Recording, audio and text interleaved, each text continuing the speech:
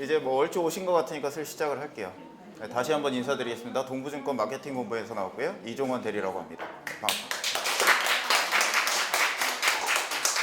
자, 그 뭐 CMA에 관심이 많아지셨다는 얘기를 제가 얼핏 듣고 CMA 만드신 분, 글쎄 손 한번 들어보세요. 두 분.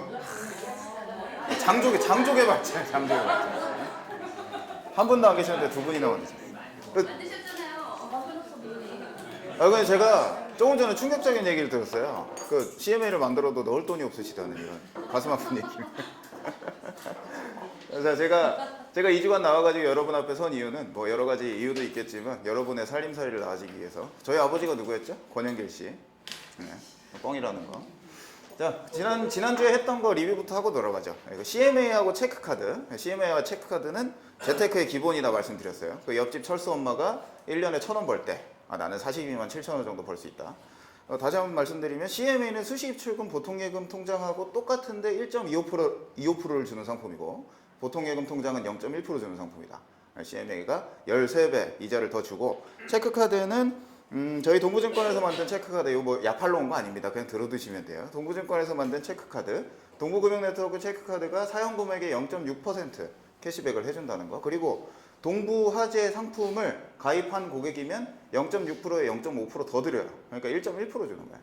네. 동부화재 자동차 보험 있고 동부금융네트워크 체크카드를 만들면 사용금액의 1.1% 캐시백 해준다. 네.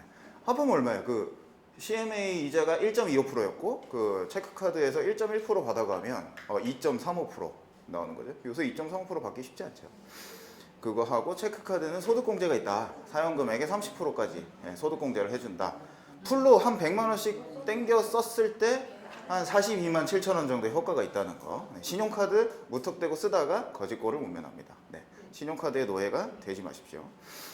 자, 그리고 펀드는 적극적인 재테크. 적극적인 재테크가 뭐라고 했냐면 내 돈을 굴리려는, 내 돈을 적극적으로 늘려나가는 적극적 재테크를 위해서 유일하게 있는 간접 투자 상품은 펀드다. 펀드에 대해서 무조건 알고 넘어가셔야 된다. 그런 말씀 드렸었고요. ELS는 블랙잭이라고 했죠. ELS는 게임입니다. 뭐 적당히 오르면 수익을 얻는 거고, 근데 많이 오르거나 많이 떨어지면 손실을 볼 수도 있다는 거. 손실의 범위는 마이너스 100%까지 가능합니다. ELS는 조심해서 하셔야 된다는 거. 채권은 정기예금하고 똑같습니다. 그 정기예금은 원래 은행이 이자를 주는 게 정기예금이고, 채권은 주식회사가 이자를 주는 게 채권이다. 채권이자. 채권은 정기예금이다. 되게 쉽습니다. 그리고 주식 그 향수 가게 사장님 존과 그 메리였죠, 메리. 어디 집 하녀 메리. 그 사례로 아주 간단하게 얘기를 드렸는데 주식은 차트가 아닙니다. 주식은 차트가 아니고 기업의 미래에 대한 투자다. 네, 그렇게 짚고 넘어가면 될 것 같고요. 그래서 두 개로 제가 나눠봤어요. 재테크는 두 개로 나누시면 돼요. 적극적인 재테크 그리고 합리적 소비. 우리 합리적 소비를 만들 때 CMA 체크카드 기본으로 가지고 계셔야 된다. 그리고 보험상품 같은 경우는 미래에 발생할 수 있는 손실을 지금 일단 메꿔 놓는 거잖아요. 그렇죠? 지금 이제 보험상품을 가입해서 미래에 발생할 손실을 충당해 놓는 거. 합리적 소비의 영역이라고 제가 구분을 해놨고, 적극적으로 내 재산을 불리는 행위, 예적금 당연히 뭐 유명하죠. 뭐 없는 사람 없죠. 그리고 채권, 펀드, ELS 이렇게 나눌 수 있다. 네, 여기까지가 리뷰입니다. 네, 오늘은 제가 여러분들 앞에서 과연 재테크 어떻게 할 거냐, 뭐 상품에 대해서는 뭐 대충 아셨어요, 그렇죠? 이제 재테크를 어떻게 할 거냐, 오늘 그거를 설명드리기 위해서 제가 이 자리에 섰습니다. 저희 아버지 또 나오셨죠? 네, 오늘 여기에 계신 분들은 적어도 옆집 철수 엄마보다는 살림살이가 좀 나아지실 수 있기를 기원하면서 강의를 시작하겠습니다. 이 누구예요? 김종환이죠? 존재 이유 아시죠? 저희 어머니가 CD를 막 한 10장씩 사놓을 정도로 팬이세요. 그 재테크를 왜 해야 되냐? 존재 이유에 대해서 우선 설명을 좀 드리죠. 그냥 많이 벌면 되는 거 아니냐? 그런 생각할 수 있어요. 그죠? 뭐 무조건 많이 벌면 되지. 돈이 100만 원이 있든 1000만 원이 있든 그냥 많이 벌면 재테크 아니냐? 그렇게 생각하실 수 있어요. 적어도 이 사람이라면. 이 사람 어떻게 해요? 워렌 버핏인데 그냥 무작정 그냥 모든 재산을 그냥 주식에다 투자를 해가지고 몰빵 투자를 해가지고 그렇게 돈을 버는 사람. 이 사람처럼 진짜 잘할 수 있다 그러면 이렇게 하면 되지. 주식만 하면 되잖아요. 그렇죠? 근데 우리는 짱구 엄마다. 우리는 워렌 버핏이 아니에요. 저도 잘 몰라요, 사실은. 어떻게 하다 보면. 워렌 버핏만큼은 모른다는 소리예요. 이제 금수저라고 보면 되는 거죠. 워렌 버핏은 머릿속이 금수저인 사람인 거고. 그리고 우리 주위에 보면은 진짜 금수저들이 있어요. 수중에 돈이 막 넘쳐나는 사람들이 있어. 이 사람들은 재테크가 필요가 없지. 재테크라는 거는 경제학 조금 어려워 보이긴 하죠. 그 경제학 원서에 보면은 이런 얘기가 있어요. 제한된 자원을 활용해서 만족감을 극대화시키는 게 경제다라는 얘기가 있어요. 제한된 자원을 활용해서 나의 만족을 극대화한다. 우리한테 제한된 자원은 뭐냐면 소득은 제한돼 있어요. 여기서 한 뭐 이건희도 소득이 제한돼 있어요. 그렇죠? 이건희도 뭐 수십조 원을 번다고 하더라도 수십조 원도 제한이 돼 있는 거잖아요. 그렇죠? 제한된 자원, 제한된 소득으로 어디서 우리는 만족감을 얻습니까? 어디서 행복을 얻습니까? 소비를 할 때, 차를 살 때, 화장품을 살 때, 청소기 살 때, 한경이를 살 때, 뭐 그럴 때 만족감이 극대화되는 거예요. 그죠? 우리는 제한된 소득을 가지고 있어요. 한정되어 있는 소득을 가지고 있단 말이지. 이걸로 소비를 극대화하는 게 재테크예요. 네. 대충 감이 잡히시네. 재테크는 무조건 버는 게 아니에요. 무조건 워렌 버핏도 사실은 재테크를 한 사람이 아니고 그 사람은 투기를 한 거죠. 투기를. 주식에다 배팅을 한 사람이죠. 그렇죠? 그건 재테크가 아니고 돈을 버는 거다라고 보시고.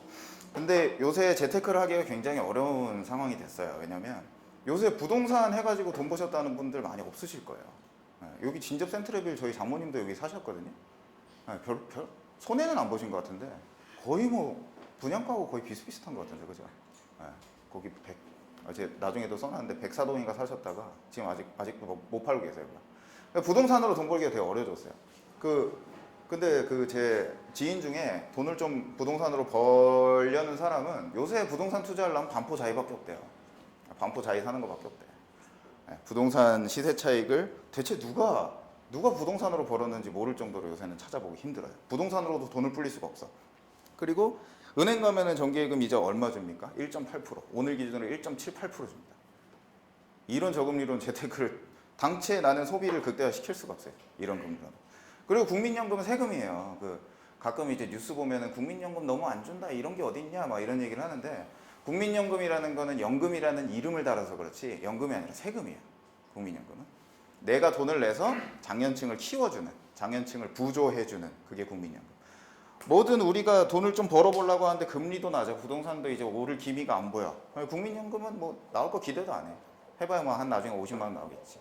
이런 생각을 하고 있어. 재테크의 위기가 왔어요. 재테크를 뭐 이제 남들 하듯이 다 따라다니면서 어디 은행에서 특판 금리를 준대 이럴 수 있는 상황이 더 이상은 안 된 거야. 위기를 가져야 된다. 부동산으로 대박 치는 거 정말 힘들어요. 이거 소년주 거지 됐잖아. 수요가 부동산의 가격이 결정이 되는 원리는 수요하고 공급에 의해서 결정이 되는 거예요. 팔려는 사람은 많아. 근데 살려는 사람 적어. 팔 사람은 많은데 살 사람은 적어. 값이 떨어지죠. 그런 거죠. 팔려는 사람은 적어. 근데 살려는 사람 많아. 값이 올라가는. 이게 부동산 가격을 결정짓는 1차적인 요인이거든요. 요거예요, 요거. 요 그래프는 많이 보셨을 거예요. 이쪽으로 요건 뭐 그냥 없애고 이게 공급곡선이요, 공급곡선. 어려운 거 없어요. 가격이 올라가면 팔려는 사람은 많아져요. 이게 공급곡선. 가격이 올라가면 살려는 사람은 줄어들지. 여기 뭐 진접 센트레빌을 7억에 내놨다. 누가 사? 안 사잖아. 그죠? 진접 센트레빌이 3억이다. 그럼 살려는 사람 막 줄을 서겠지. 3억이면 안 사나? 한 2억 5천이면 살려나? 그래도 안 돼요? 대체 장모님 저걸 왜 산 거야? 사는 사람도 있는데 왜 그래? 죄송합니다. 제가 아유 죄송합니다. 센트레빌 사는데. 삼가 보이는 명분. 근데 좋다고 생각해요 제가. 동부 화재에 계시면 동부 센트레빌을 사셔야 돼요. 어떻게 이게 공급곡선과 수요곡선이에요. 이게 정확하게 크로스되는 데서 부동산 가격이 결정이 되는 거예요. 그죠? 나는 3억 3천에 진접 센트레빌을 105제곱미터를 3억 3천에 팔래. 그런 공급자가 있을 거고, 나 3억 3천에 살 수 있어. 얘네가 짜옹이 돼가지고 여기서 부동산 가격이 형성이 되는 거죠. 이게 당연한 거예요, 부동산 가격. 근데 결혼들을 안 해요, 결혼들. 다 결혼하셨네. 그죠? 제가 보기에는 한 20대 중반밖에 안 돼 보이시긴 하는데. 제일 크게 웃으셨어. 결혼을 안 해, 결혼을 안 해. 집 누가 많이 사요? 신혼부부가 많이 사잖아요, 통상. 엄마 아빠의 등골을 빼먹어가지고 집 사달라고 막 집 사주세요 막 이러잖아. 결혼을 안 해. 애도 안 낳아, 애도. OECD 최저. 애를 안 낳고 결혼을 안 낳고. 누가 부동산, 집 살 사람이 없어요, 집 살 사람이. 근데 우리 노무현 정부 때부터 도시형 생활주택이란 것도 나왔는데 이건 일례예요. 막 집이 넘쳐나. 집 공급이 넘쳐나. 자, 어떻게 돼요? 공급은 늘어나요. 공급은 계속 늘어나. 수요는 계속 떨어져. 여기 만나는 점이 내려갔죠? 부동산 가격이 떨어지는 거야. 팔려는 사람은 많아지고 살려는 사람은 적어지고 있는 거예요. 계속. 부동산은 더 이상 재테크를 위한 획기적인 수단이 아니라는 거야. 부동산 아닙니다. 이런 거죠. 사려는 사람은 없는데 팔려는 사람이 많으면 당연히 가격이 떨어지는 거죠. 부동산. 그리고 적금 얘기 한번 해보죠. 옛날 은행마다 플랜카드 붙어있던 게 그 복리의 마법이라는 거 있었어요. 네. 뭐 복리의 마법 4% 해가지고 뭐 1억 만들기 하는데 몇 년 안 걸려요. 뭐 이런 얘기 많이 했었거든요. 근데 요새 이자가 1.78%예요. 1.78%. 자, 예를 한번 들어보죠. 한 달에 50만 원씩 모아요. 35년간 50만 원 모으면 2억 1천만 원 모여요. 네. 근데 정기예금 요새 한 1.5% 준다고 가정을 해보자고요.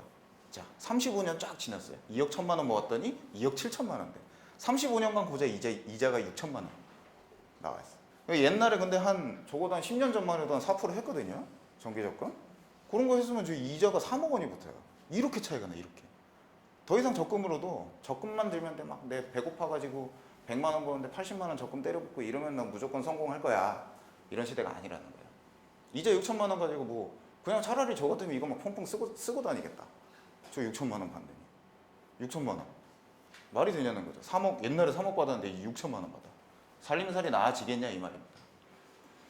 모으기만 하면 물가도 못 잡아요. 요새 그 삼겹살 가격 제가 어제 마트 가 보니까 삼겹살 100g에 2,600원인가 그렇게 하던데 제가 옛날에 학교 다닐 때만 해도 한 1,200원 했었거든요. 그게 한 20년 만에 지금 한 뭐 몇백 원, 한 3배 가까이 올랐어요. 이자가 6천만 원 나오는데 나중에는 삼겹살 가격만 해도 한 3억 나올 수 있어요. 이런 저금리 상황에서는 모으기만 해가지고 물가를 잡는 건 불가능하다는 거야. 자, 이렇게 뭔가 워렌 버핏처럼 우리 머릿속이 금수저가 아니다. 무조건 벌 수 있는 기술이 부족하다라 그러면 합리적인 계획을 세워나가서 나의 제한된 소득으로 내가 쓸 수 있는 소비를 극대화하시는 게 필요한 거예요. 그게 재테크인 거고. 자, 그러기 위해서는 우리의 상황을 한번 보실 필요가 있습니다. 버는 거 그리고 쓰는 거. 자, 소득이에요. 소득. 여기 태어나가지고 아니다. 뭐 태어나자마자 소득이 발생하지 않을까? 여기 태어났다고 보시죠. 태어나가지고 언제부턴가 취업을 해가지고 소득은 쭉쭉쭉쭉 올라가요. 연봉이 쭉쭉쭉쭉 올라가죠. 한 55세 돼. 55세 되면 은퇴를 해야 돼. 그때부터는 연금만 받고 살죠, 그죠? 돈 나오는 거예요, 돈. 소득이 쭉 올라가다가 은퇴하는 순간 뚝 떨어져가지고 연금 고정된 연금 쭉 받으면서 언제까지? 죽을 때까지. 이게 소득이에요. 소득은 올라가다가 떨어져서 어느 정도 수준까지. 이게 소득이 이렇게 일생에서 발생을 하는 거고. 자, 소비. 근데 소비는 우리 어린애들도 소비는 해요. 그러니까 태어나자마자 소비는 발생을 하는 거예요. 소득이 없을 때부터 소비를 계속 시작을 해요. 완만하게 소비 금액이 계속 오다가 마찬가지로 은퇴한 다음에 소비 금액이 줄어요. 돈 없는데 어떻게 써? 이게 소비예요, 소비. 벌고 쓰고. 이걸 합해 볼게요. 자, 이거 소득. 버는 거. 쓰는 거. 자, 태어나자마자 이때는 소득이 소비보다 적어요. 버는 거보다 쓰는 게 많아. 마이너스 통장. 마이너스 막 대출 막 쌓여가. 대출이 쌓여가. 그러다 어느 순간 한 과장 어디 뭐 저희 증권사로 치면 한 과장 정도 달 때부터 소비보다 소득이 커지기 시작하죠. 그러다가 은퇴하는 순간 은퇴한 다음에도 요새 좀 이게 같을 수도 있어요. 버는 만큼 쓰시는 분들도 있긴 있는데 이 정도의 소비를 영위하던 사람이 소비를 쫙 낮추기는 쉽지가 않아요. 네. 그 300만 원 쓰던 사람이 100만 원 쓰기는 쉽지 않잖아요. 300만 원 쓰시던 사람은 한 200만 원 정도 계속 써야 되는 거고 소득은 필연적으로 떨어질 수밖에 없고. 자, 요거를 한번 다시 표현을 해보면 잉여소득이라고 제가 써놨어요. 잉여소득이라는 게 뭐냐면 소득에서 소비를 뺀 거. 마이너스가 계속 쌓이죠. 마이너스가 여기까지 계속 쌓여. 근데 이제 소득이 높아지기 시작하니까 어느 순간부터 내 마이너스를 청산하는 날이 오고 은퇴할 때까지 뭔가 플러스가 생겨요. 플러스가 생기다가 은퇴하는 순간 소득이 없어지기 때문에 이때부터 죽을 때까지 쓰고 죽는 거죠. 이게 가장 이상적인 재테크의 결과물이라고 보시면 돼요. 죽을 때 다 털고 가는 게 제일 이상적이에요. 물론 우리 아이들한테 집 하나 남겨주고 하면 좋지. 근데 요새 그러기가 쉽지가 않지. 요것도 안 되는 사람이 굉장히 많아요. 죽을 때 빚만 남기고 가는 사람이 얼마나 많습니까? 5천만 중에 적어도 한 3천만 정도는 빚을 남기고 죽을 겁니다.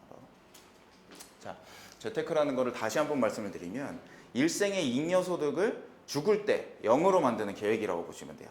네. 최대한 벌어가지고 최대한 쓰고 죽는 거. 자, 그래서 그거를 달성을 하기 위해서는 최소한 저축을 해야 돼요. 많이 저축을 하는 게 아니라 제일 조금씩 저축을 해가지고 제일 많이 쓸 수 있게 만들면 돼요. 왜냐면 저축을 늘리면 좋아요. 늘리면 좋지. 돈 많이 모으면 좋은데 배고프잖아요. 배고파. 나이 60대까지 배고프면 뭐예요? 잘 먹고 잘 살자고 하는 건데 최대한 덜 배고프면서 나중에 죽을 때까지 최대한 금수저처럼 살고 가는 거. 그게 재테크인 거지. 자, 이제 그래서 세 가지를 재테크를 하시려면 세 가지 정도로 고려를 하셔야 돼요. 은퇴를 하고 나서 얼마나 쓸 건가 내가. 은퇴하고 얼마나 쓸 건가를 한번 확인을 한번 해보셔야 되고, 그리고 은퇴하기 직전까지 내가 얼마나 벌어놓을 수 있는가. 자, 그러면은 은퇴 후에 얼마나 쓸 건지 한 10억 정도 쓸 거야, 은퇴하고. 근데 은퇴하기 전에 5억 정도 벌 수 있을 것 같아. 그러면 5억을 벌어서 10억을 만드는 방법을 생각을 해야 될 거 아니에요, 그죠? 네, 그게 재테크인 거. 어떻게 투자하면 될까? 요 라인을 따라가시면 여러분은 재테크를 스스로 하실 수가 있는 거예요. 이거를 맞추는 거예요. 5억을 벌었어, 은퇴할 때까지. 근데 은퇴 후에 은퇴까지 5억을 벌었어. 근데 은퇴 후에 10억을 써야 돼. 이거를 맞추는 작업을 재테크라고 한다. 그러면 우리 아버지 자꾸 나오시죠? 그것만 하시게 되면 여러분의 살림살이가 나아진다는 거지. 근데 실제로 재무설계라고 하는 거 혹시 그 생명보험 하시는 분들이 재무설계 많이 하시거든요. 그 재무설계 좀 받아보신 분들도 있으실 거예요. 그 재무설계는 굉장히 복잡해요, 사실은. 몇 살부터 몇 살까지 얼마를 벌 거고 1년에 연 단위로 소득이 얼마나 될 거고 뭐 자녀는 언제 교육을 시킬 거고 자녀는 언제 결혼을 보낼 거고 막 이런 복잡한 과정들이 있어요. 근데 굳이 복잡하게 안 하더라도 결과는 비슷해요. 뭐 내 자식이 32살에 결혼할지 40살에 결혼할지 누가 알아요? 그건 아무리 타이트하게 이렇게 쪼개봐야 뭐 그렇게 큰 차이는 없다. 오늘은 되게 단순한 거를 알려드릴게요. 단순하게 재테크하는 방법을 알려드릴 텐데 여러분만의 방식으로 내 재산을 어떻게 불릴 것인가에 대해서는 치열한 고민이 필요해요. 지난주에도 말씀드렸지만 돈을 번다는 거는 그렇게 쉬운 일은 아니에요. 무조건 노력이 있어야지 남들보다는 더 잘 살 수 있는 거죠. 그건 당연한 거죠. 자, 이제 처음으로 그래서 요거부터 시작할게요. 은퇴 후에 얼마나 쓸 것인가. 그거를 한번 어떻게 내가 은퇴 후에 얼마나 쓸 것인가를 파악하는 방법을 한번 알려드릴게요. 한 세 가지 정도로 나눌 수가 있어요. 자녀를 결혼시키는 비용 하나가 있을 거고, 이게 제일 커요. 그리고 은퇴 후에 난 한 달에 얼마나 쓰고 살 건가, 요걸 한번 생각 한번 해보셔야 되는 거고, 그리고 은퇴 후에 뭐 밥만 먹고 살 건 아니잖아요. 일본도 한번 가봐야 되고 중국도 가야 되고, 그래서 장가계가 그렇게 좋다는데 장가계 그 부부 동반 해가지고 이렇게 한번 갔다 오기도 해야 되고, 요 세 가지 정도로 나눌 수 있어요. 대충 이 안에 거의 다 들어갈 거예요. 뭐 집을 마련한다고 그런 건 일단 빼고, 자녀 결혼 비용, 은퇴 후 생활비, 은퇴 후 여가비, 요 세 가지만 알면 은퇴 후에 드는 돈을 대략 계산을 해볼 수가 있습니다. 이거는 공인된 데이터예요. 2016년 기준으로 자녀 결혼 비용이 평균 2억 7천만 원이에요. 누구야? 나는 결혼할 때 몸뚱아리만 온 것 같은데. 자녀 결혼 비용 평균이 2016년 기준 2억 7천만 원이랍니다. 동아일보 기사고요. 은퇴 후에 생활비가 직장인들 대상으로 설문을 했을 때 한 달에 한 185만 원 정도 쓴대요. 꽤 쓰죠. 185만 원 정도면 내가 지금까지 살았던 품위 유지를 하면서 살 수 있다, 이렇게 생각을 하시는 것 같아요. 은퇴 후 여가비는 제가 그냥 집어넣었어요. 한 1년에 200만 원 정도면은 부부 해가지고 일본 정도는 갔다 올 수 있어요. 그죠? 그 세 가지. 요거는 공인된 데이터, 요거는 제 겐또 제가 집어넣은 거.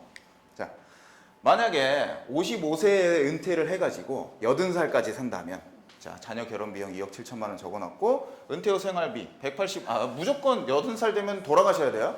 80세 되면 무조건 죽어야 돼요. 누가 살아달라 그래도 죽어요.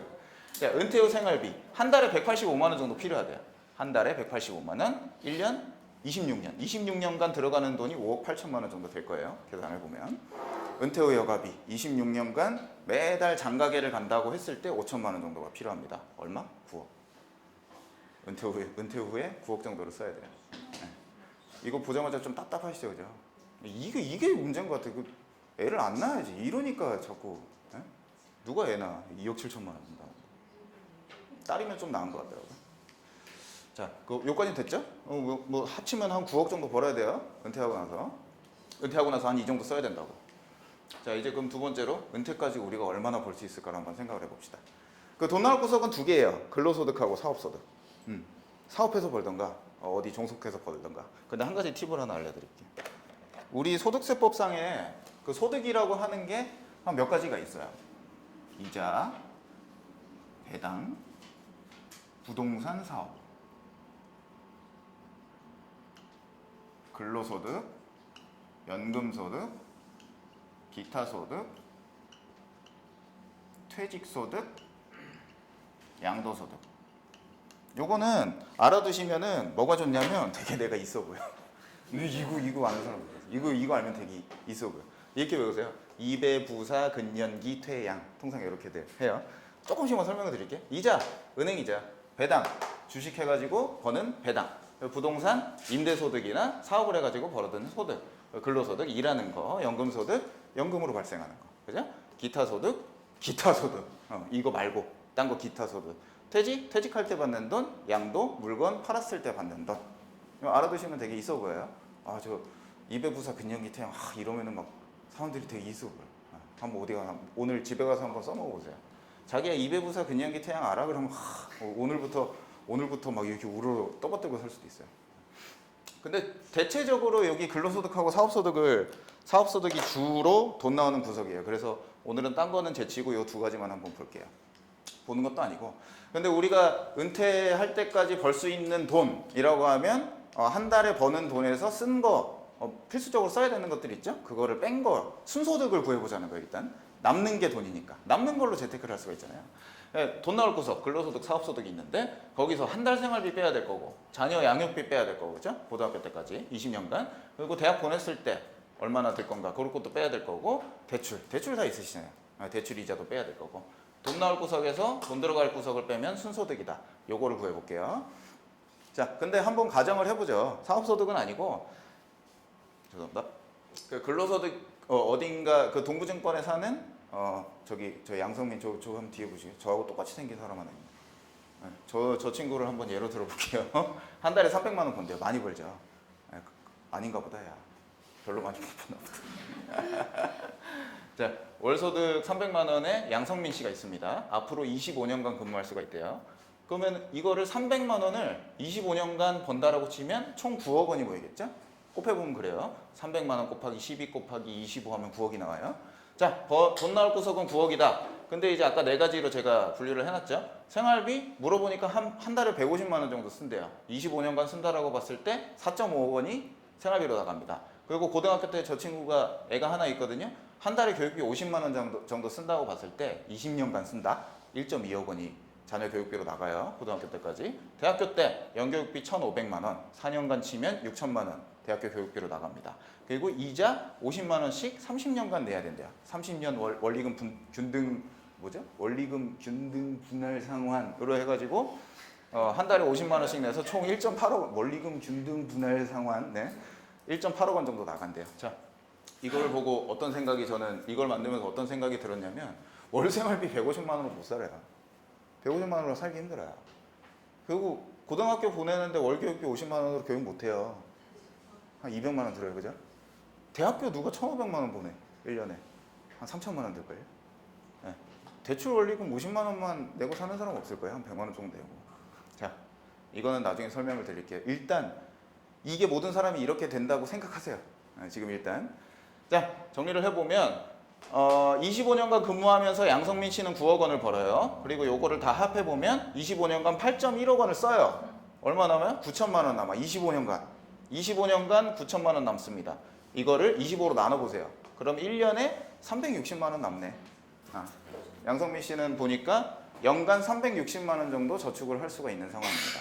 자, 두 가지 나왔죠? 처음에 우리가 은퇴하고 9억 원 정도 쓴다는 게 나왔어요. 그리고 은퇴하기 전까지 1년에 360만 원 정도 번다고 합니다. 요 두 가지. 자, 근데 만약에 연간 순수입이 마이너스일 수도 있어요. 이거 월 교육비 200만 원이야 막 이러면 이게 총 지출이 8.1억이 아니고 12억일 수도 있고 20억일 수도 있다는 거예요. 통상 그래요. 다들 그러세요. 근데 이게 순수입이 마이너스라면 제가 이 자리에서 지금 나가야 돼요. 뭐 돈이 있어야지 재테크를 강의를 하지. 거짓골을 못 면합니다. 순수입이 마이너스. 무조건 플러스로 만들고 보셔야 됩니다. 이러지 않으면 부동산에 한번 올인을 하시던가 주식에 올인을 하시는 것밖에 방법이 없어요. 오늘의 가정은 무조건 나는 연간 순소득을 플러스로 만들 수 있다는 가정에서 시작을 하도록 하겠습니다. 자, 이제 그러면 은퇴 후에 얼마를 쓸 건지를 봤고 은퇴까지 얼마를 벌 수 있을 건지를 봤어요. 자, 이제 재무 설계 영역으로 들어가는데요. 재무 설계라는 것은 이 두 가지의 갭을 축소시켜 주는 것을 재무 설계라고 합니다. 자, 은퇴까지 버는 돈 아까 얼마였죠? 한 연간 360만 원이었고 은퇴 후에 9억 원 든다라고 그랬어요. 세 분류의 사람이 있어요. 은퇴까지 버는 돈이 은퇴 후에 드는 돈보다 많은 사람이 있어요. 버는 게 더 많은 사람이 있어요. 법정 스님 안 쓰죠. 돈 벌려면 뭐 그 주지 스님으로 앉아가지고 그 절에 들어와도 돈 쓸 데가 없어. 당연히 이게 작지. 기부천사. 난 소비 안 할 거야. 난 퍼줄 거야. 이런 사람 없다는 거예요. 그러니까 우리 중에는 없어요, 적어도. 자, 이거 똑같은 사람이 있어요. 금수저. 뭐하러 벌어? 그냥 나는 버는 거 그냥 나중에 다 쓸래. 이런 사람들. 자, 요거 은퇴까지 버는 돈이 통상 더 적습니다. 단언컨대 여기 계시는 분들의 99.99%는 이런 상황이실 거예요. 은퇴까지 버는 돈하고 은퇴 후에 드는 돈을 비교했을 때 은퇴 후에 드는 돈이 훨씬 더 많단 말이죠. 이 갭을 축소시키는 게 재무설계 영역이에요. 갭을 축소시키는 거야. 얘를 만들어야 돼. 연간 360만 원으로 9억을 만드는 게 재무설계. 자, 아까 요 두 개예요, 두 개. 연간 360만 원 남아요. 그리고 은퇴하면 9억 원을 써야 되니까 연간 360만 원 가지고 9억 원을 만드는 절차가 필요하다. 이거죠? 요까지 따라오셔야 돼요. 해보셔야 되고. 자, 근데 이거를 어떻게 만들 거냐? 조금 이제 복잡한 요거는 좀 알아두셔야 돼요. 무조건 알아두셔야 돼요. 연금의 종가표라는 게 있어요. 되게 무시무시해 보이죠? 한번 읽어보면 이런 식 적립투자 했을 때 얻을 수 있는 수익률을 나타내는 표. 이게 연금의 종가표인데 이렇게 생겼어요. 미치겠죠? 근데 이거는 출력만 해두시면 돼요. 전혀 어렵지 않은 거예요. 여기 연금의 종가표에서 제가 한 부분을 발췌해가지고 온 거예요. 연수 1, 2, 3, 4, 5, 6, 7, 8, 9, 10 연이에요. 1년, 2년, 3년, 4년, 5년 5년간 3%로 매년 1원씩 투자를 하면 5.31원이 된다는 소리예요. 5년간 1원씩 투자 적립을 하면 얼마예요? 5원이에요. 5원. 5원인데 1년 차에도 1원을 투자해. 2년 차에도 1원을 투자해. 3년 차에도 1원을 투자하고 4년 차에도 1원을 투자하고 5년 차에도 1원을 투자해서 총 5원을 투자했는데 매년 3%씩 복리의 효과로 벌어들인다면 5원이 5.31원이 된다. 이게 연금의 종가표예요. 되게 쉽죠? 이게 그러니까 뭐 여기서 보면은 10년 동안 6%로 투자를 하게 되면 10년 동안 1원씩 투자하면 10원이잖아요. 근데 매년 6%로 투자하게 되면 10원이 14.97원이 된다는 표예요. 연금의 종가표. 이거는 제 이수옥 지점장한테 전달을 해놨으니까 그 프린트아웃만 한번 해보시면 돼요. 자, 요거 다시 한번 설명을 드리면 1년 차에도 1원을 투자해. 4년간 3% 복리로 투자를 해. 그럼 이 1원이 4년 후에는 1.13원이 돼요. 네, 복리로. 또 2년 차에도 1원을 투자해. 3년간 3%로 투자하면 1.09원이 되는 거고. 자, 3년 차에 1원을 투자해. 2년 남았죠? 2년간 3%로 투자하면 1.06원이 되는 거고. 4년 차에 1원을 투자해. 1년간 3% 붙죠? 1.03원. 5년 차에는 마지막이니까 그냥 1원이 되고. 요거를 합쳐놓으면 5.31원이 된다. 풀어놓으면 이런 거예요. 근데 거꾸로 볼 수도 있어요. 나는 5년간 1원씩을 투자를 할 수가 있어. 근데 내가 만들어야 되는 건 5.31원이야. 그러면 나는 몇 프로로 투자를 해야 될까? 3%. 이렇게 보실 수 있는 거예요. 그래서 만약에 5년간 투자를 하는데 5.42원이 필요해. 5원을 5.42원으로 벌어야 돼. 그러면 몇 프로의 수익을 거둬야 된다? 4%. 똑똑하십니다. 이게 연금의 종가표예요. 이거는 재무설계 필수입니다. 근데 뭐 이걸 누가 다 외워요? 저도 못 외우는데. 근데 가끔 옛날에 수학 선생님들이 이걸 외웠대요. 이걸 외웠대. 대단하신 분들이죠. 뭐 대충 뭐 설명은 이해가 되셨죠? 그렇죠? 되게 쉬운 그냥 표예요, 표. 적용시킬 수 있는 표. 이걸 어떻게 쓰냐면 이거 뭐 5년간 1원을 투자했을 때 몇 프로를 벌어야 되느냐? 5.31원. 5.31원을 만들려면 몇 프로를 벌어야 되느냐? 이거를 말하는 게 연금의 종가표다. 이거를 수식화해봤어요. 수학이에요. 그냥 한번 보기만 하세요. 1 곱하기 x는 5.31이 되는 x를 찾는 게 연금의 종가표를 활용하는 방법입니다. 되실까요? x는 1원으로 5.31을 만들려면 x는 5.31이어야 되잖아요. 5.31 숫자를 딱 가지고 와가지고 여기다 딱 때려넣으면 난 3% 벌어야 되는 거야. 딱 이렇게 되는 거야. 자. 그런 거죠. 우리 아까의 예로 돌아와가지고 지점장님 이거 지우개 좀 사세요. 이게 뭐야? 자, 우리 아까 양성민 씨의 예로 돌아와서 저 친구는 25년간 360만 원을 번다고 합니다. 근데 은퇴 후에 9억 원을 써야 된대요. 이거를 연금의 종가표를 통해서 계산을 해볼 수가 있어요. 아까의 수식으로 돌아와가지고 360만 원 곱하기 x는 9억이 되는 x를 찾으면 돼요. 요거 빼오시고 요거 빼오신 다음에 얘 곱하기 x는 9억 원이 되는 x를 찾아. 얼마? 250. 이 표에서 250을 찾으시면 되는 거예요. 250이 어딨나? 넘어가 보면 여기 보니까 제가 발췌해 보니까 25년 있잖아요.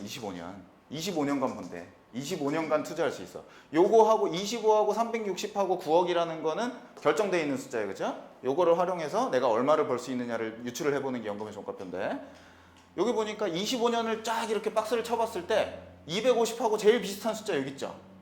이 양성민이라는 친구는 25년간 16%의 수익을 얻어야지 9억 원을 벌 수가 있어요. 이해되셨죠? 네. 이러면 이제 재무설계가 거의 끝난 거예요. 자, 은퇴까지 버는 돈을 계산을 하고 은퇴 이후에 쓰는 돈을 계산하면 내가 얼마나 벌어야 되는지 수익률이 나옵니다. 그 수익률을 찾는 건 여러분 한 20분 정도? 20분 정도 투자하시면 하실 수가 있을 거예요. 물론 그 순소득을 플러스로 만드는 게 좀 힘들 수는 있는데 그래서 필요한 수익률을 나올 수가 있습니다. 여기까지가 재무설계 영역이고요. 이제는 과연 내가 저 양성민이라는 친구는 어떻게 하면 16%의 수익을 얻을 수 있을까? 이제 마지막 투자 설계 영역으로 들어옵니다. 자, 그 1주차에 제가 몇 가지 금융상품을 말씀을 드린 이유가 이것 때문에 이 표 하나를 설명을 드리기 위해서 말씀을 드린 거예요. 기대수익률 기억나시죠? 한번 써볼까? 기대수익률.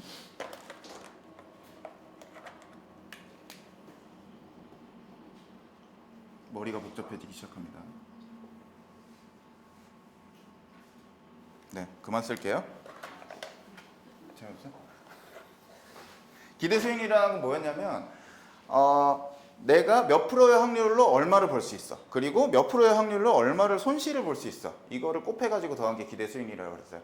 그러니까 쉽게 말하면 내가 펀드에 투자하면 몇 프로 정도 얻을 수 있을까를 말하는 게 기대수익률이라는 거예요. 근데 이제 금융상품을 쫙 나열을 해봤을 때 예금과 적금, CMA에서 얻을 수 있는 기대수익률은 요즘 한 2% 정도 예상이 돼요. 지금 CMA 금리가 1.25% 정도 되고 거기다 체크카드 뭐 그런 것까지 다 감안을 했을 때. 그리고 채권이라는 거 있었어요. 그리고 채권형 펀드도 있고요. 채권을 담아놓은 펀드가 채권형 펀드예요. 그 계주가 돈을 굴리는데 채권만 넣어. 이건 채권형 펀드. 여기서 얻을 수 있는 수익률은 한 4% 정도 되는 거예요. 그리고 아까 그 위험한 ELS에서 얻을 수 있는 수익은 한 10% 정도. 그리고 주식형 펀드에서 얻을 수 있는 수익률은 대충 추산해서 한 20% 정도 된다고 보는 게 시장의 생각인 거고, 주식이 제일 높죠.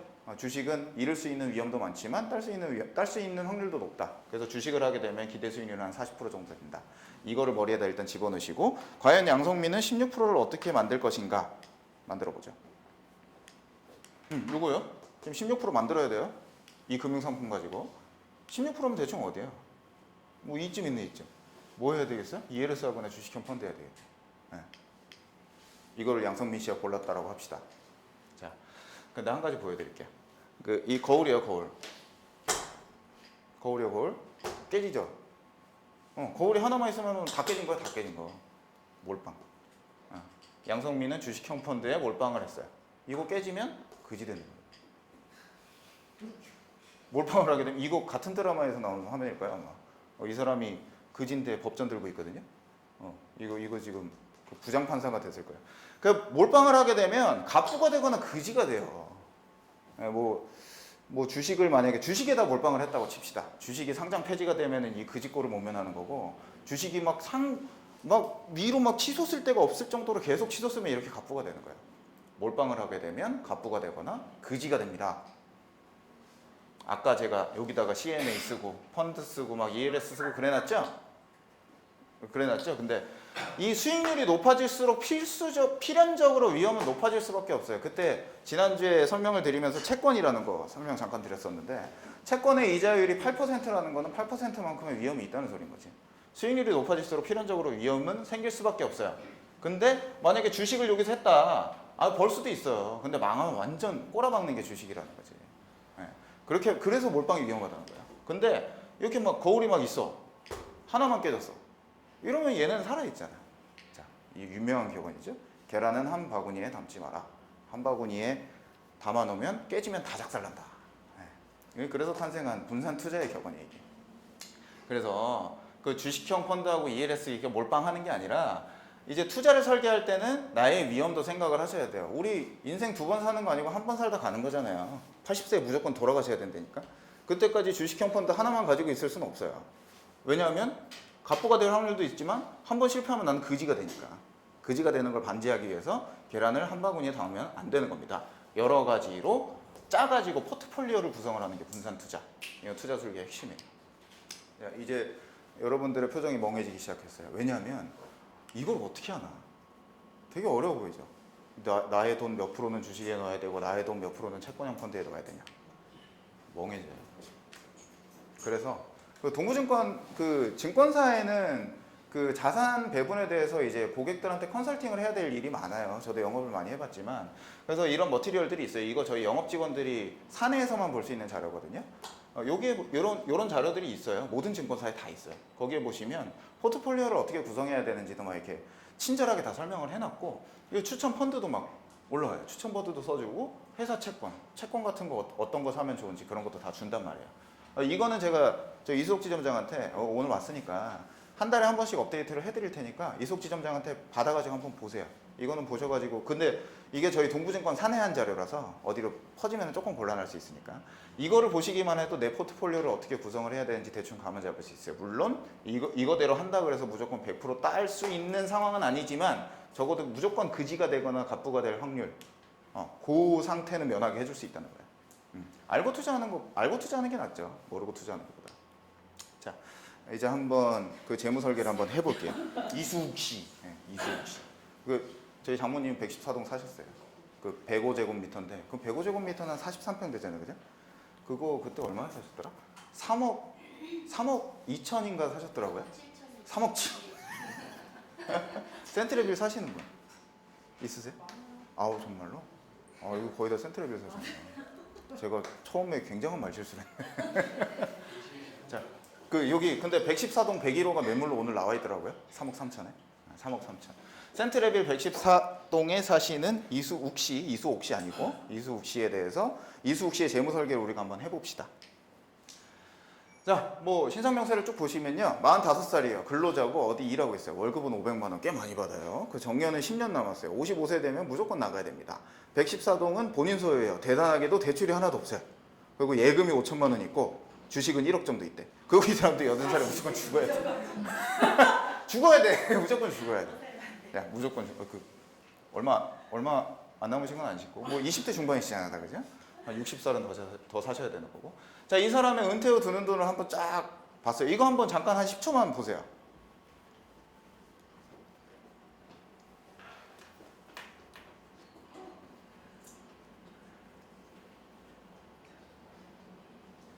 대충 감이 잡히죠, 그죠? 은퇴 후 드는 돈은 제가 아까 나열을 해드렸어요. 근데 요거 하나만 제가 하나 껴놓은 건데 자녀 결혼, 애가 2명 있대요. 2억 7천씩 두 번 결혼시켜서 5억 4천이 들어간대요. 은퇴 후에 생활할 거 아까 그대로 가지고 갔죠? 185만 원. 26년간 벌 수 있어요, 아직. 45세니까 26년 정도 남은 거잖아요, 그죠? 아니지. 55세에서 80세 무조건 죽어야 되니까 26년 5억 7천 들어가고 여가비 200만 원 제가 아까 써놓은 거 장가게 갈 수 있는 돈 26년간 1년에 한 번씩 간다 그랬을 때 5천만 원 정도 듭니다. 자, 여기까지. 근데 지금 가지고 있는 이 사람한테는 요게 있어요. 예금을 가지고 있기도 하고 주식도 있어요. 요거는 이제 여기서 빼주는 거예요. 은퇴 후 드는 돈에서. 언제든 팔 수 있잖아요, 그렇죠? 주식하고 부동산하고 예금을 합쳤더니 4억 7천이다. 요거를 싹 더하고 얘를 빼주니까 은퇴 후에 6억 9천만 원 정도 쓸 것이다. 이렇게 나오는 거예요. 지금 버는 돈 월급 500만 원. 500만 원씩 이제 10년 남았다고 그랬죠? 6억 벌 수 있어요. 그리고 한 달에 생활비가 한 200만 원 쓴다고 보자. 150만 원 아니고 200만 원 쓴다고 봤을 때 10년간 2억 4천 정도 쓴다. 그래서 순소득이 3억 6천이고 10년간 버니까 1년에 3,600만 원. 자, 드는 돈하고 버는 돈 나왔습니다. 그럼 이 사람으로 뭘 해야 돼요? 10년간 3,600만 원을 벌어서 6억 9천만 원을 만들어야 돼요. 재무 설계로 들어갑니다. 몇 프로를 벌어야 될까? 아까 식 나왔죠? 3,600 곱하기 x는 6억 9천이다. 그래서 x는 19.17이라는 게 나옵니다. 이걸 어디로 가져간다? 연금의 종가표로 들어갑니다. 10년이에요, 10년. 10년간 일할 수 있다고 그랬어요. 10년에서 19.17하고 가장 가까운 숫자를 찾아라. 쫙 올라가니까 어디? 14%. 14% 벌어야 돼, 이 사람 10년 동안. 자, 10년간의 순소득을 가지고 연간 14%로 굴려야만 은퇴 후에 80살에 딱 죽으면서 모든 걸 다 청산하고 갈 수가 있어요. 자, 이제 이 상품을 이제 가져와 봅니다. 여기서 이제 어떻게 해야 될까? 14%면 아까 양성민 씨 같은 경우는 요쯤 해가지고 또 그럴 거야. 주식형 펀드 몰빵해야지. 어떻게 된다? 그지가 된다. 그지가 될 확률이 많다. 근데 제가 아까 그 동부증권에서 나오는 책자 있다 그랬죠? 거기서 보니까 이 정도로 이런 투자 성향을 가지고 계신 분들은 채권형 펀드에 35%를 넣고 주식형 펀드에 65%를 넣으시면 된대요. 라고 생각을 하는 거예요. 그래서 이수욱 씨는 채권형 펀드에 35%를 넣고 주식형 펀드에 65%를 투자를 합니다. 두 개로 분산 투자를 했죠. 자, 채권형 펀드는 아까 수익률이 4% 된다고 그랬어요. 4%로 35%. 35%의 재산은 4%짜리 투자를 하고 65%의 재산은 주식형 펀드는 아까 20%였죠. 20%. 65%는 20%로 투자를 했어요. 14.4%.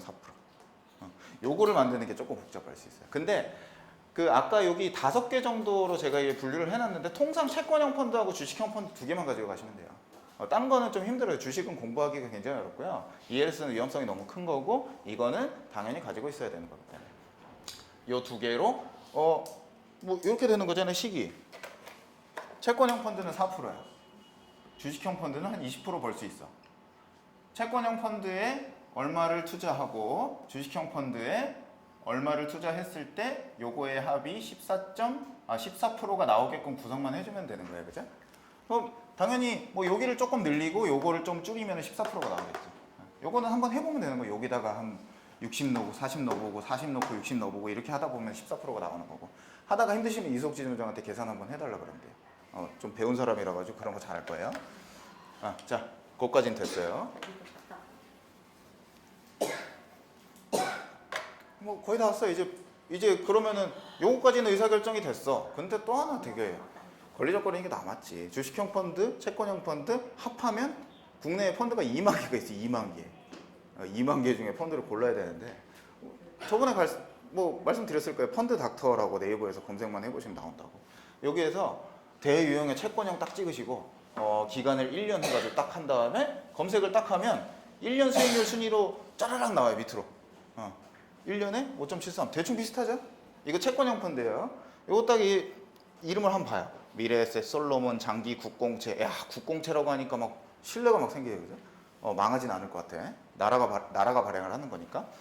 이거 한 5.73% 나오는구나. 밑에도 봤어. 한국투자 퇴직연금? 퇴직연금이니까 나하고 별로 상관이 없을까? 하지 말자. 한국투자 골드플랜 연금전환? 이것도 연금 펀드구나. 나하고는 상관없을 수 있겠구나. 그럼 이걸로 고르자. 1등짜리. 이게 제일 낫겠다. 지난주에 그런 얘기 드렸죠? 과거에 잘 나가던 놈이 제일 잘 나갈 수 있다는 거. 요걸로 하나, 채권형 펀드 하나 고르면 되고. 여기다가 만약에, 이 사람이 순소득이 얼마였죠? 10년간 3,600만 원이잖아요. 3,600만 원 중에 35% 정도를 여기다 넣는 거야. 단순하죠? 나머지 65% 주식형 펀드에 넣기로 했잖아요. 펀드 닥터 들어가가지고 주식형으로 바꾸고 1년 바꾸면 1년 수익률로 이렇게 나리비가 쫙 세워져요. 여기서 고르는 건데 봐요. 근데 미래에셋, 타이거, 반도체 상장 지수 이게 뭐에 투자하는 것 같으세요? 반도체. 조금 반도체 어떻게 될지 잘 모르겠어. 이거 안 할래. 미래에셋, 타이거 상장 지수. 지수 가지고 하는 거예요. 이거 뭐냐면 코스피 200 가지고 하는 거거든요. 이 지수면은 뭐 그렇게 크게 변동 없겠지. 29% 정도. 작년 1년간 20% 정도, 29% 정도 나왔던 거지. 어디? 아니 이거는 저기 여기 개수의 개수. 개수. 요게 수익률이에요, 요게. 29% 정도. 그래서 이거를 고르는 거예요. 뭐 이런 것도 있죠. 하나 2.2배 레버리지 뭐예요? 뭐 대출 껴가지고 뭐 돈 더 늘리고 뭐 그런 걸 레버리지라고 하잖아요. 위험해 보여. 이거 안 할래. 그래 2등짜리 고르자. 끝났어요. 재테크 설계는 끝난 거예요. 어렵지 않죠? 여러분들도 다 할 수 있어요. 살림살이 좀 나아지실 것 같으세요? 어렵지 않아요. 근데 참 우리는 오늘은 뭐 1시간 정도만 하고 끝낼 건데 이게 핵심이에요. 피드백이 뭐야? 그 결과치를 보고 앞에 있는 그 과정을 수정하는 게 피드백이죠. 인간의 욕심은 끝이 없어요. 근데 재무 설계를 한번 해보다 보면 내가 얼마나 욕심을 부리고 있는지 내가 깨닫게 돼요. 은퇴 후에 막 장가게도 가야 되고 뭐 자녀 결혼도 2억 7천만 원 들여가지고 해야 되고 인간의 욕심인 거예요. 내가 버는 건 한정돼 있는데 나는 그냥 막연하게 은퇴 후에 이건 하고 싶다라고 생각을 하고 있구나. 내 욕심에 대해서 깨닫는 게 재무 설계에서 가장 핵심적인 부분이에요. 은퇴 후에 얼마나 들 것인가. 누구나 포르쉐, 뭐 카이엔 타고 싶고 벤틀리 타고 싶어요. 3억짜리. 반포자이에 살고 싶어. 얼마야? 21억 정도 하는 것 같아요. 반포자이. 반포자이에 살고 싶어요. 전세가 13억이래. 반포자이 누구는 저도 지금 가서 살고 싶어요. 거기는 놀이터에 막 요트가 떠다닌대요. 요트가 아니고 뭐야? 뭐죠? 카누라 그래야 되나? 카누가 막 놀이터에 떠다니고 그런데요. 나 노후에 펑펑 쓰고 싶어. 왜 노후에 내가 왜 185만 원만 쓰고 싶어? 저는 한 500만 원씩 쓰고 싶어요. 근데 그게 우리 아까 경제학의 제1원칙 배웠죠? 한정된 소득으로 최고의 소비를 가장 많은 소비를 만드는 게 재테크라고. 우리 욕심을 줄여야 된다는 게 이 재무설계 과정에서 딱 드러나는 거예요. 나는 9억 원을 못 쓸 수도 있다는 거예요. 그러니까 투자 설계가 가장 중요한 거예요. 무턱대고 잘 사자고 주식에만 몰빵하면 그 집 꼴을 못 면한다. 제가 만든 말이거든요. 몰빵할 수도 없어. 자신의 투자 성향에 맞게 나는 과연 주식에도 투자를 할 수 있느냐, 그 정도의 깜냥이 있느냐. 베팅의 수준을 정하고 난 다음에 은퇴 후 생활을 재설계해야 돼요. 내가 아무리 죽자 살자고 해도 총 9억 원, 은퇴 후 드는 9억 원을 만들 수 없다라고 그러면 그 9억 원을 줄여야지. 그렇죠? 그 9억 원을 줄이는 과정이 필요한 거예요. 재설계. 욕심을 버리는 과정이 필연적으로 뒤따르게 됩니다. 여러분들은 재무 설계를 하면서 내가 얼마를 벌어야 되겠구나를 깨닫는 것보다는 내 생활을 재설계할 수 있는 시간을 가질 수가 있어요. 9억 원 들 거를 자녀 결혼비 그냥 네가 알아서 해라 하면서 6억으로 낮출 수 있는. 그게 현명한 거지. 아니면 우리는 배 골고 살아야 되는 거예요. 결혼 안 시키는 것도 방법이지, 그죠? 그럴 수도 있고 또 뭐야? 장가게 안 가면 되지. 이게 피드백의 과정이야. 아까 우리가 어떻게 흘러왔죠? 은퇴까지 버는 돈을 계산을 했어요. 그리고 이제 은퇴까지 쓰는 돈, 은퇴 후에 쓰는 돈, 그걸 계산한 다음에 재무 설계를 하고 투자 설계를 해봤어요. 근데 재무 설계를 해봤는데 당최 이게 안 나올 것 같아. 이걸 수정을 해야지. 애는 그냥 네가 알아서 결혼해라 해야 되는 거고. 투자 설계를 해봤더니 내가 25년간 360만 원 버는데 99억 원을 벌라 그랬더니 45% 벌어야 된대. 불가능하잖아요. 얘를 줄여야 되는 거지. 여러분의 재산이 건강해지는 과정입니다. 네, 마무리할게요. 오늘은 그냥 짧게 하고 끝내려고 하는데, 재테크의 핵심은 정확한 내 위치를 아는 거예요. 모든 인간은 다 욕심을 내고 있어요. 다 벤틀리 타고 싶고 반포자이에서 21억 주면서 거기서 살고 싶어요. 저도 그래요. 정확한 내 위치를 아는 게 재테크의 핵심이에요, 사실. 남들보다 더 잘 살기 위해서는. 그리고 투자 설계를 하는데 아까 저랑 같이 해봤지만 그렇게 크게 노력이 들진 않죠. 근데 사실은 그거보다 더 노력하셔야 돼요. 거기 아까 펀드 이렇게 명칭 나왔을 때 이거를 클릭해가지고 제가 지난주에 설명을 드렸었죠. 이거 클릭만 하면은 이 펀드의 계주가 누구고 뭐 그런 거 나온다고. 조금 더 노력을 한 번 더 하셔야 돼요. 요즘 세상에서 14%를 벌고 10%를 벌고 20%를 버는 건 쉬운 일이 아니에요. 근데 저는 이번 2주간의 강의를 하면서 여러분은 많이 진일보 하셨다고 생각을 해요. 이거를 모르는 사람이 굳이 있어요. 제 생각에는 한 5천만의 국민이 있으면 4,999만 9,990명은 이거 잘 몰라요. 재테크를 어떻게 해야 될지. 나는 무조건 옆집에 철수 엄마가 반포자이로 갔대. 그럼 부러워하면서 여보 우리도 반포자이에 가서 살자고 이런 사람이 많이 생길 수도 있어요. 대부분의 사람들이 그래요. 적어도 제가 만났던 고객분들은 뭉칫돈을 싸들고 와가지고 저한테 무조건 불려달라고만 하셨어요. 저는 주식이 주종목이었기 때문에 저는 연간 한 25%씩 수익은 계속 갖다 드렸었어요. 근데 그거는 쉽지가 않아요. 저 같은 사람을 오늘 이 자리에서 만나지 않으셨으면 언제 만나셨겠어요. 근데 확실히 여러분은 2주간의 경험을 통해서 근데 CMA 2분 트셨다는 것도 저는 되게 고무적이었어요. 뭔가 변하실 수 있는 길을 만들고 계시는구나.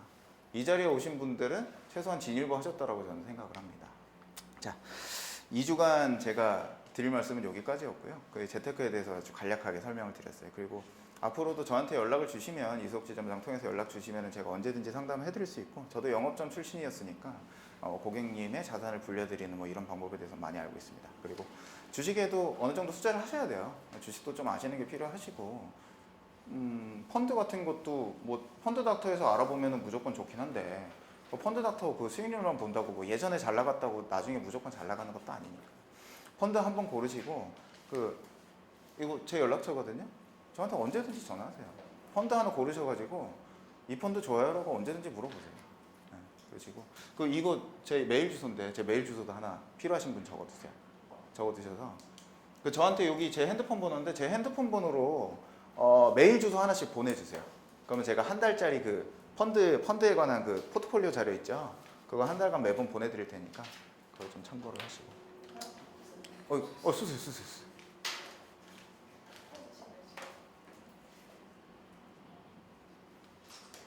저 젠베도 쳐요, 젠베도. 그런데요. 네. 지금 브렉시트를 지금 브렉시트. 이 금리가 지금 인상 시기가 단순 좀 늦춰졌을 뿐이지 금리 인상 기존 사실이거든요. 금리 인상기로 접어들죠, 그렇죠? 예. 네. 그렇게 되면 우리나라도 커플링으로 갈 수밖에 없을 텐데. 그럴 수도 있죠. 예. 근데 과연 그 투자를 하는 데 있어서 네. 그 인덱스 펀드를 따라가는 게 옳은지 자. 아니면 국내 여기에서 머무를 국내 펀드를 이용해서 재테크를 하는 게 옳은지 그런 실무적인 판단을 할 때 그러니까 누가 문의를 할 때 네네. 어떤 식으로 답변을 제가? 예, 실무적으로 실무적으로는 거기까지 물어보실 수준이 되시면 거의 뭐 직접 주식하셔도 되시는 수준이 돼요. 근데 이건 알아두셔야 돼요.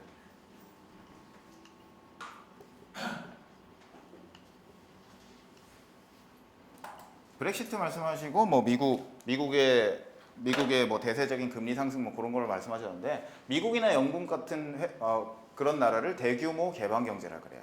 그리고 한국 같은 나라를 소규모 개방 경제라 그래요. 네. 금리의 대체적인 인상 미국이 금리를 왜 인상하냐면 그 뉴스 많이 보셨으니까 아실 거예요. 미국이 금리 인상을 하는 이유는 인플레이션을 막기 위해서요. 물가가 오르는 걸 막기 위해서. 근데 금리를 올리게 되면은 경제 성장률이 좀 떨어져요. 미국은 그걸 주도적으로 할 수 있어요. 우리의 인플레이션을 막기 위해서 금리를 상승시키는 정책을 쓸 수 있어요. 근데 얘네가 미국이 금리를 인상시킨다고 해서 한국이 무조건 커플링으로 따라간다는 보장은 절대 없어요. 일본의 사례에서 알 수 있어요. 일본이 잃어버린 10년이라고 하는데 사실은 잃어버린 20년을 겪었죠. 마이너스 금리 아직도 해요. 뭐 대체적으로 세계의 경제가 좋아진다라고 한들 소규모 개방 경제는 그 영향을 굳이 받지 않아요. 그러니까 그 큰 나라들의 대규모 개방 경제인 나라들의 정책에 크게 신경은 안 쓰셔도 되고. 아니요, 저는 그렇게 생각 안 하는데요. 네, 그거는 뭐 관점의 차이일 수는 있습니다. 네. 네. 왜냐면 우리나라 주식시장에 외인 자본이 지금 35% 정도가 들어와 있는 걸로 아는데 네. 거기서 그게 우리나라가 커플링으로 안 가면 굉장히 엄청나게 빠질 거 아니에요. 이제 매크로예요. 매크로고 네. 이거를 이 자리에서 설명을 드리는 게 맞는지 잘 모르겠는데. 그러니까 제가 지난주에 그런 얘기했죠. 주식은 기업의 본질에 대한 투자다. 네.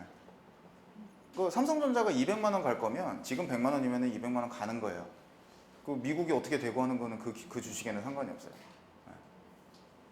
그거예요, 그거. 매크로하게 어떻게 움직인다. 그러니까 나라의 정책이 어떻게 움직이기 때문에 우리 주식이 빠질 것이다. 이런 거는 주식을 하거나 펀드를 투자하실 때는 고려 대상이 아니고 그래서 이제 인덱스를 할 거냐 이제 개별 종목 펀드를 할 거냐의 문제인 건데 저는 인덱스 무조건 추천드려요. 주식은 오를 수밖에 없어요. 뭐에 따라서? 물가의 상승률에 따라서. 저는 무조건 인덱스 펀드 추천드려요. 개인적으로 하실 거라면. 근데 은행에 가서 펀드 추천 받지 마세요. 은행 직원들은 펀드 모른다고 말씀드렸어요.